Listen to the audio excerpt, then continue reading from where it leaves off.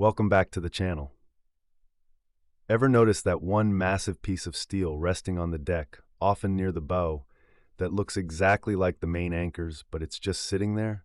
That's the spare anchor, and it's a critical, regulated piece of a ship's safety equipment, not just a decoration. Most large merchant vessels, tankers, bulk carriers, container ships, are required by classification societies and international rules to carry at least two primary bow anchors, one on the port side and one on the starboard side, ready for immediate deployment.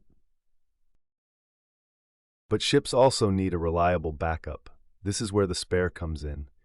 It ensures the vessel never loses its ability to anchor, which is the ultimate emergency brake at sea.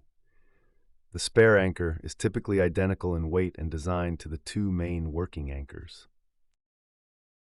This standardization is crucial because the spare must connect directly to the ship's existing anchor chain or cable, fitting the dimensions of the bow's anchoring equipment, such as the hawse pipe and the windlass. This ensures that if a working anchor is lost, say it gets stuck in the seabed or snapped off in extreme weather, the spare can be deployed without delay. Now let's talk about stowage. The spare anchor is always stowed securely on the foredeck, near the bow. This location is chosen for three main reasons: access, stability, and rigging. Access is vital. The anchor needs to be lifted, moved, and connected to the main chain. Being close to the anchoring area minimizes the distance the massive, heavy object has to be moved. The ship's main deck crane or dedicated rigging gear can easily reach it. Stability is equally important. The spare anchor is incredibly heavy, often tens of thousands of pounds.